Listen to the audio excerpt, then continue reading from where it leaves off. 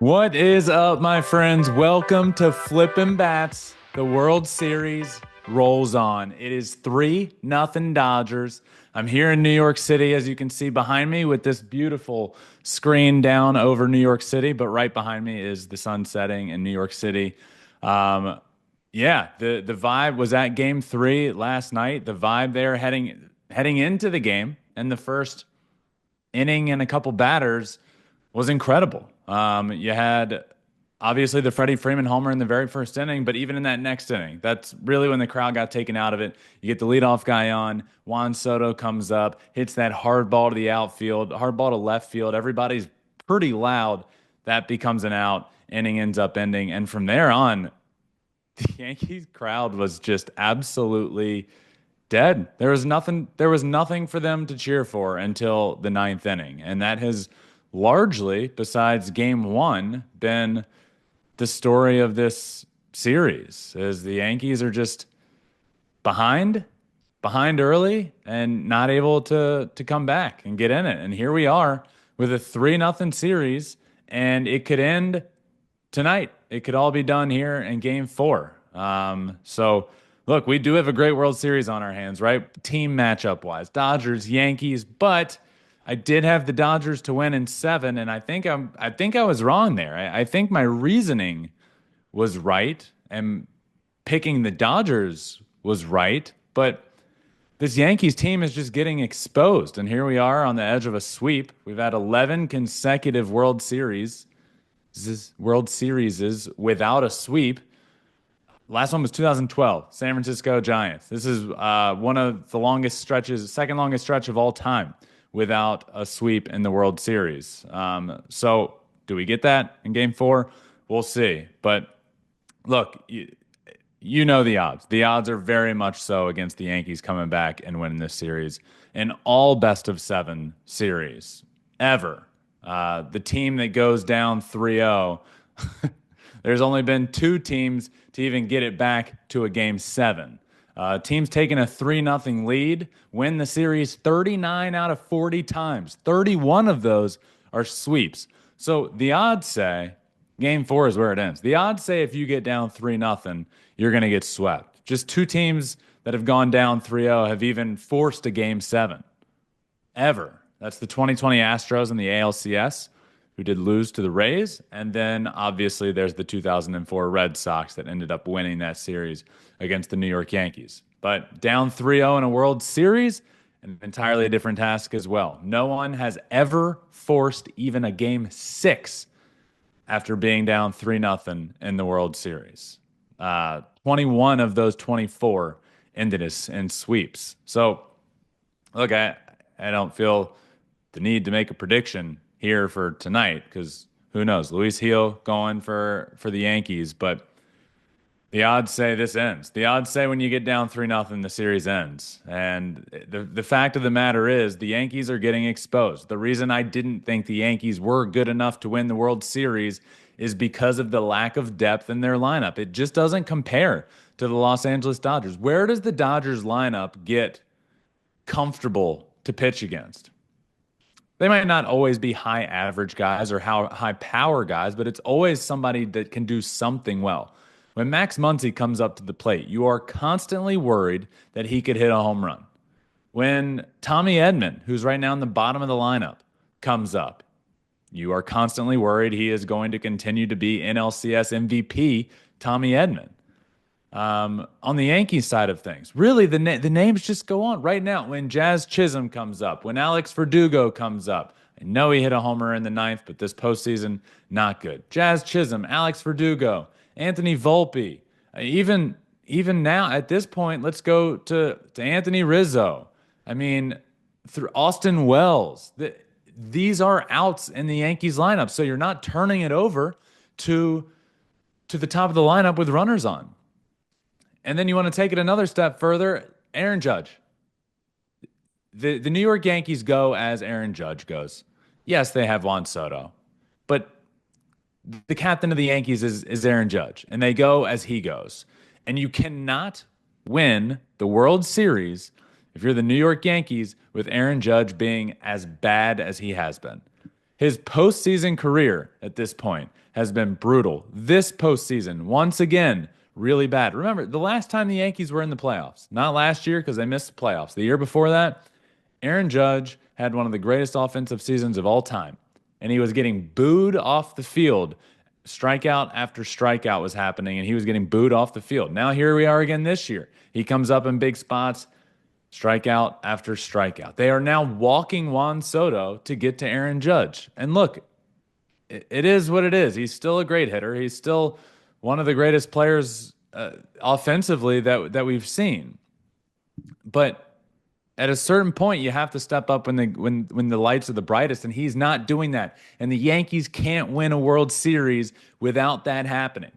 Everything is different in October. It's just different. Teams are going to go at you with their strength. They're going to match up against you the way they best feel they can get you out. And right now with Aaron Judge, and always his weakness is hard fastballs and hard sliders. And right now he is swinging through that hard slider and he is just fouling off that hard heater. And it is not good enough for the New York Yankees. And now they find themselves in a hole that they are just not going to climb out of. Does it end tonight? Does it end before it goes back to LA? Does it end in 6? I don't know.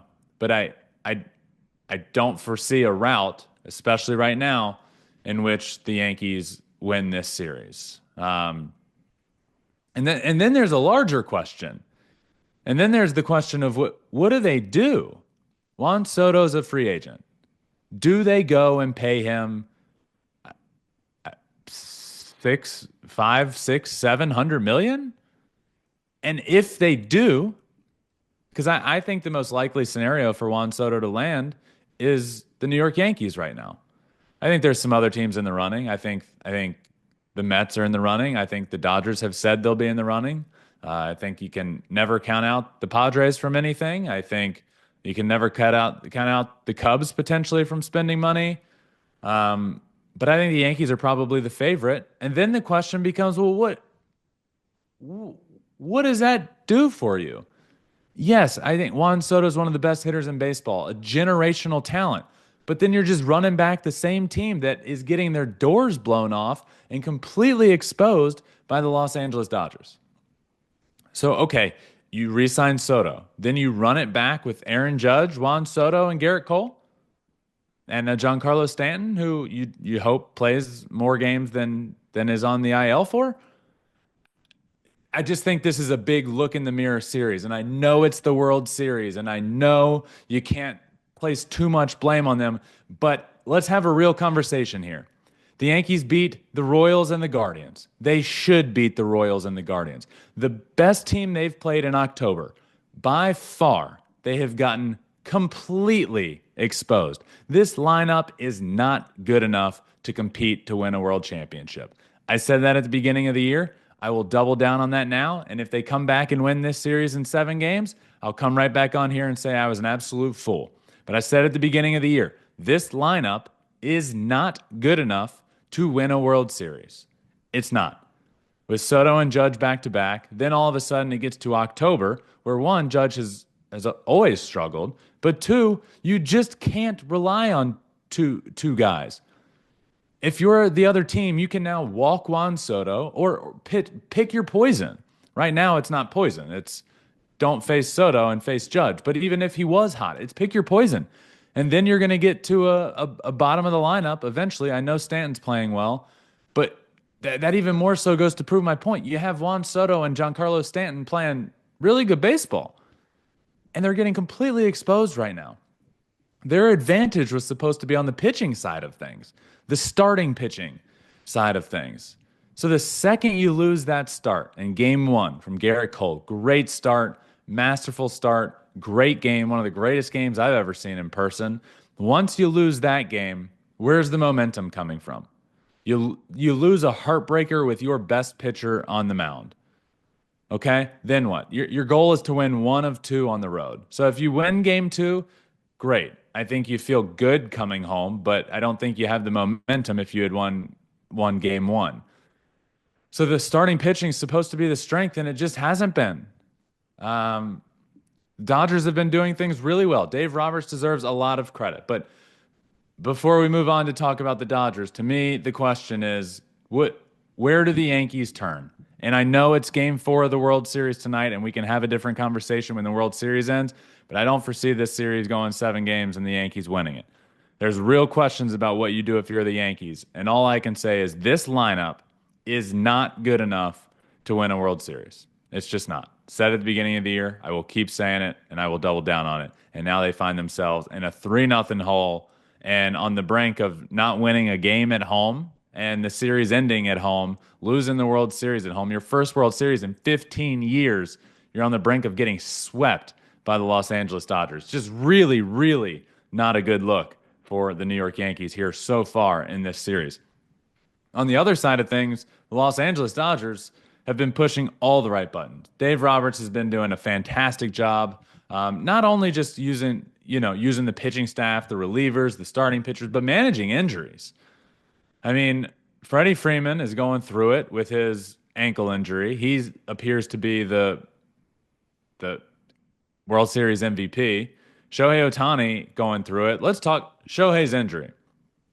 Shohei steals a base the other night. Well, attempts to steal a base, ends up getting thrown out, goes down with what looks to be a wrist injury. I thought he broke his wrist when he put his hand down on the ground. But then kind of starts holding his forearm and then starts holding his arm in place, and you could start to tell that it was his shoulder. And that is what it ended up being, is his left shoulder injury. And what happened is the same thing that happens with me and my left shoulder. So let me just explain it to everyone out there and explain what Shohei is feeling right now. Because if you watch game 3, he's struggling. The swings don't look good. The pain is real and evident. He would take some swings and swing and miss and wince in pain. And then he was running the bases and holding his jersey so that his arm could stay tucked and tight. Again, it's the same thing that happened to me. The shoulder pops out. It's called a subluxation. The shoulder subluxed. It pops out and then it goes back in. But the problem is it becomes really, really sore. And I think that's what he's dealing with right now is any centimeter, especially the first couple days, that your arm pops out and goes back in, any centimeter that it moves after that is so painfully sore. And right now, Shohei Ohtani is going through that. On the bases, you can see him not even run. He won't even let his arms move to run. At the plate, you can tell that he's struggling with it. For the lineup announcement ahead of game 3, he literally was wearing a jacket, but there was a sling. There was an arm sling on underneath his jacket. This is a serious injury with some serious pain right now. And the only reason Shohei Ohtani is playing is because it's the World Series. He is in a lot of pain. This guy is an absolute trooper right now out there. And I know it's the World Series. And so, what? It's the World Series. Of course he's playing. He is in a lot of pain. That is one tough dude to be out there playing with what he's got right now. And there's not a world, anybody that knows Shohei or has watched him long enough knows there's not a world in which he would not be playing in this game. He'd have to have lost his left shoulder, lost his left arm to not play. So just an absolute gutsy performance out there from Shohei right now. And nobody's hoping more than him that this ends in a sweep and he doesn't have to play in a game 5. But really good stuff from Shohei. Not the best game. Did end up walking and scoring a run, but you can just tell he's going through it. But it doesn't matter. The lineup is scarier when he's there. You get to the first at bat was a 4-pitch walk. Like, pitchers don't want to pitch to him, even though he's clearly going through some things right now. So we'll see if that gets any better in game 4, but I'm not imagining it will. This is a soreness that is brutal, and your range of motion is very, very minimal for a week. So we'll see what happens with him there. But Dodgers now 1 win away from winning the World Series. Dave Roberts, again, ton of credit. What he's done with the pitching staff, what he's done with the bullpen, matching up guys really, really well with a Yankees lineup that you can beat with matchups. You can beat anyone in that lineup besides Juan Soto with a matchup. I don't think you can get Juan Soto out with a matchup. I think you have to get Juan Soto out with great pitches and maybe a little bit of luck mixed in there. maybe a bad call or two. Juan Soto's the complete at-bat, the perfect at-bat. But on the other side of things, right now, Aaron Judge, you can match up against him. Bring in a hard-throwing righty with a really good slider, and you can get Aaron Judge out right now. Giancarlo Stanton, same. Don't make a mistake to him right now. He's hot. But those hard sliders low and away, struck out on a backdoor slider in Game 3. You can get him out. You can match up with him and get the outs that need to get out. But Dave Roberts is doing a fantastic job throughout the entire bullpen, putting guys in place to get the outs that they need to. And now here we are, the day of Game 4, about to head over to the stadium. Going to try and get in the locker room after. If the Dodgers win, going to try and get in there, get some fun interviews, get some fun video from down in there. But about to head over to the stadium now to be there for BP. We got a fun Game 4 on tap. This crowd is desperately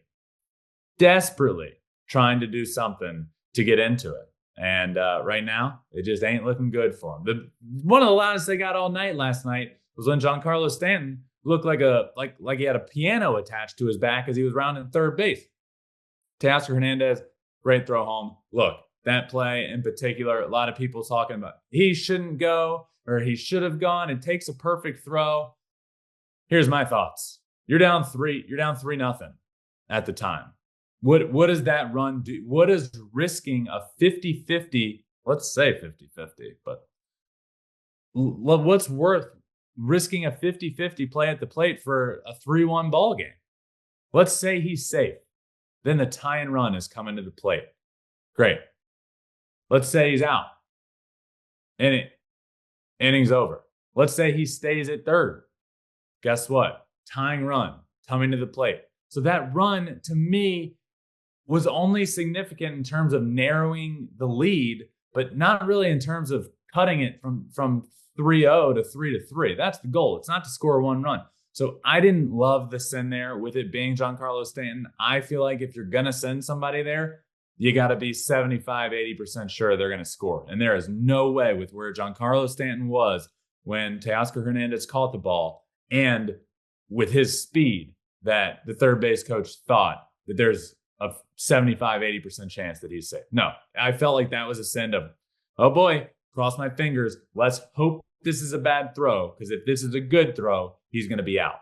Again, I think that's the wrong decision in that instance. If it's a 1-0 ball game, if it's a 3-2 ball game, I don't care. If it's close, it's a much different scenario and a much different story. It wasn't. It was 3-0. I thought that was a bad send. So we'll see. About to head over there. If the Dodgers win tonight, we'll record another episode tomorrow. Obviously, tomorrow will be the start of the offseason, which is crazy. But if the Dodgers win tonight and win the series and sweep the New York Yankees in the 2024 World Series, going to do an episode tomorrow and get it out as soon as I can. And if not, we will figure out. We'll figure out the schedule and figure out what needs to be talked about. But definitely going to have another episode coming your way either tomorrow or Thursday. Stay tuned. Make sure you're subscribed wherever you listen to podcasts, Apple, Spotify, wherever. It does really help. Leave a 5-star review. And you can watch every single thing we do at Flippin' Bats Pod on YouTube. The Flippin' Bats Pod YouTube channel. Hop in the comments, leave a comment, like it, subscribe to the podcast. All of that really does help. And I love commenting back and talking to you guys about everything that's going on. And there's a lot to talk about right now. This series has been wild. Game 1 was one of the wildest games ever. And what we have right now after 3 is the New York Yankees just getting absolutely exposed by the Los Angeles Dodgers right now in a 3-0 series. That could end in a sweep here tonight in Game 4. But we shall see, my friends. Stay tuned, everybody, and follow along on all social media at Flippin' Bats Pod anywhere. And remember, until next time, find your bat and flip it. Peace.